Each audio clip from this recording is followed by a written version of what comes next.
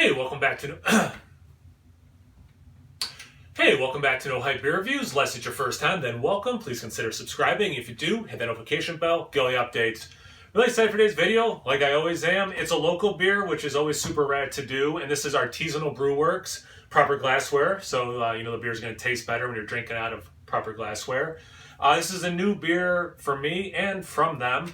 It's Palmertown Pale Ale, and it's got a nice photograph, and I'll explain why. If you just want the review, fast forward. But I'm going to kind of talk about this beer and you know what it's all about first.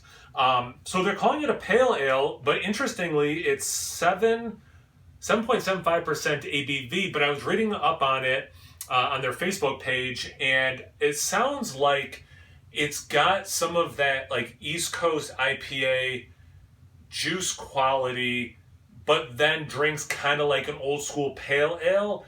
Maybe like the fruit isn't quite as ripe as you might get in an IPA or double IPA kind of a thing. Maybe more like muted like a pale ale. So I'm really excited to see what that tastes like. But anyway, what this beer is all about.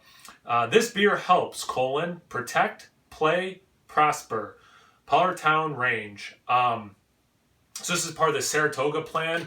Again, let me read the back of it, kind of explain what's going on here. A portion of the proceeds of this beer will go to Saratoga Plan, P-L-A-N, all capitalized. It clearly stands for something, I don't know what, to support the Palmertown Range project. By enjoying this beer, you're supporting the conservation and outdoor recreation potential of the land located directly behind the new Artisanal Brew Works taproom and brewery. I haven't had a chance to go there yet. I was going to, and then COVID, you know, like everything seems to ruin my plans, or all of our plans, a lot of them anyway. So I haven't been up there yet, but I want to, especially once it's like fully operational. I'm very excited to head up that way.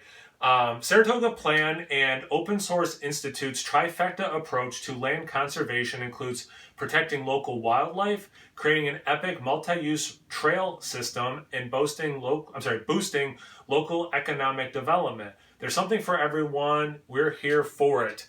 Not that I think this is an overly political thing to say, and I don't talk too much politics on this channel, but my number one issue is the environment. So I think that's super rad that they're doing something like this.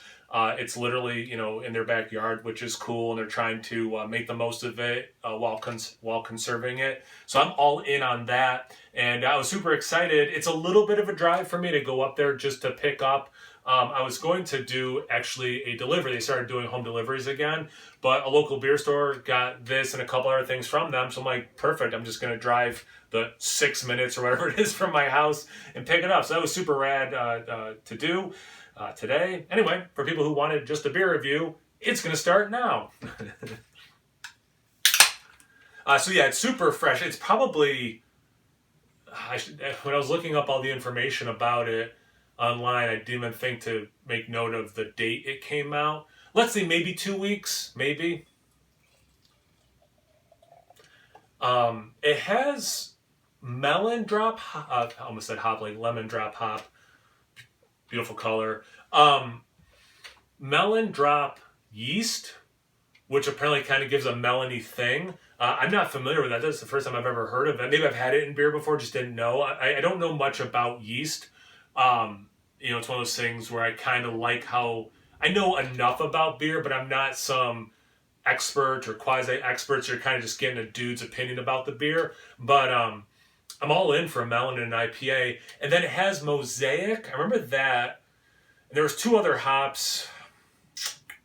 And I'm drawing, El Dorado. And I think there was at least a third hop in there. But anyway, yeah, it has that beautiful burnt orange color, a little bit of yellow mixed in. And it's kind of funny, like I was saying earlier, you know, they're calling it a pale ale, but the ABV makes me think IPA, and some breweries at 7.75% are thinking more double IPA, you know? But it kind of looks like a pale ale. Sometimes the head, you know, I do these mystery beers from time to time, and I've noticed sometimes when the head dissipates that quickly in this style, like in the IPA family, it's a pale ale. Like it kind of looks like that. That's interesting. Kind of bigger, soapier. Okay. I'm really intrigued. Let's get into the aroma. So almost always when I smell a New England style IPA, and again, this is, an East Coast IPA kind of pale ale thing, but like a beer that looks like this in this IPA family, I almost always get orange first. It's just like it's probably the fruit between orange juice and actually eating mandarins and clementines and regular oranges, etc. It's probably the fruit I've had the most in my life. And it might be just because it's so identifiable, and then you get it a little bit. So it's just like, oh, there's a thing I know, no matter how intense it is. This, I don't get a lot of orange.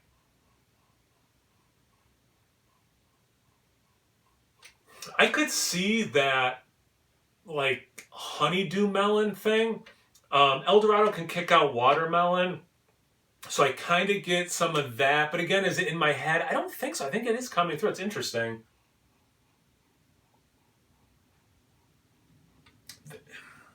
There is a soft, just like generic tropical thing. I'm actually getting a lot of cantaloupe. It's cool. You know what? Even if I haven't, this is the first can I've opened. I have never tasted this beer.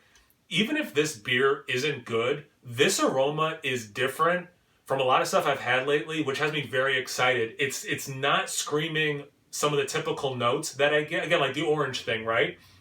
But then it does have aromas that you do get more like sprinkled in to other beers like this. Whereas in this beer, that's the stuff that's there. So it's kind of a trip from a beer review point of view to like pull out those things that are usually minimal or in the background because they're at the forefront here. It's pretty cool.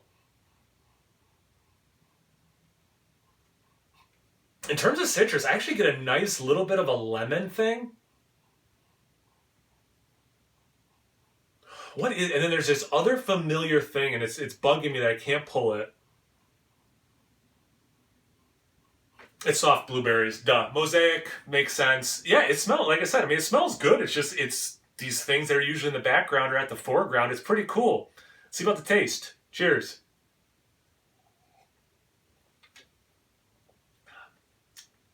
Well, it does taste good. Wow, that's cool. I see why they're saying pale ale, but like it is IPA-ish.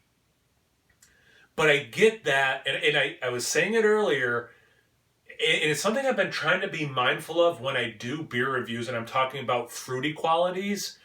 Is it overly ripe, a nice ripe, version of a mango kind of a thing, whatever. Just to, you say, okay, there's mango in this beer. That can mean a lot of things, right? Is it dried mango? Is it like a very, non-ripe, ripe, overly ripe, like disgustingly overly ripe?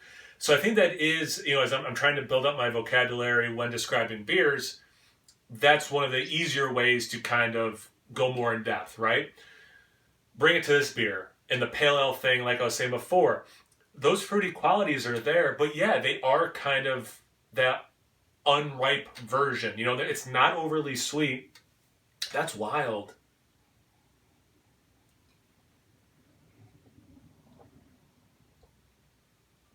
You know what's cool? There's a little like banana thing in there. Maybe wheat, like a wheated, like a Hefeweizen or something. You get banana and cloves. I got a little bit of banana in there. That lemon thing I got in the aroma, it's kind of an amalgamation, I think I pronounced that right, of lemon, grapefruit, and actually that orange that I spent so much time saying I didn't get. It's kind of like a mix. So it's almost like generic citrus. And usually when I use, it's like a pet peeve of a lot of people, myself included, to say citrus in a beer because that means a lot of different things. To be more specific, and I have said things like generic, actually earlier I said generic tropical fruit. I don't know if I've ever said generic citrus. And again, not maybe generic, but just that mix of it. I get that melon thing. I think between this yeast that, again, I don't know much about. I don't know anything about other than the name. But I think between that and that El Dorado, you do get a little bit of like this watermelon thing, which is very pleasant. When I think of lemon, and when I think of watermelon, refreshing is probably, if not the first descriptor I think of, it's in the top 3 first things I think of. So this does have the refreshing thing. I should have done this for a Tuesday review where I try to test my palate. because this is a trip of a beer, while also very much fitting in with what this beer should taste like. But like, it's on it. Oh man, I've done a couple beers lately that were very good, actually quite delicious, and they were very paint by the numbers, you know? So it's like, yep, this is what every note's what it's supposed to be. It's delicious, and I'm out, you know?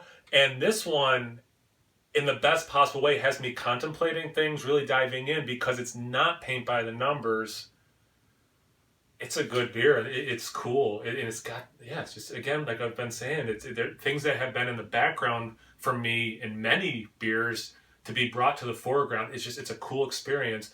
And it's not like it's a bad thing. It's not a mess of a thing. It's just a different experience, yet in that wheelhouse of what I thought, you know, when you look at this and say, hey, try this, it also tastes somewhat like you think it's going to taste, but then it has, you know, this stuff where it tweaks it enough that's interesting.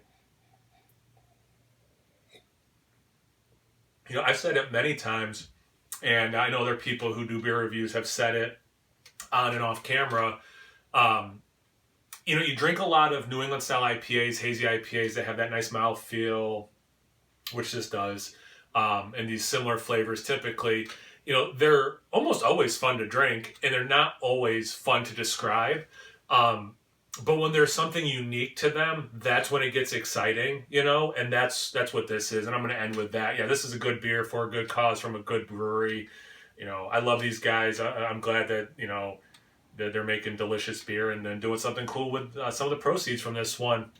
Thank you guys for watching. Really appreciate it. Check me out on Instagram and Untappd. It's No Hype Beer Reviews about those places. Please like, comment, subscribe, and most importantly, imbibe. Cheers, everyone.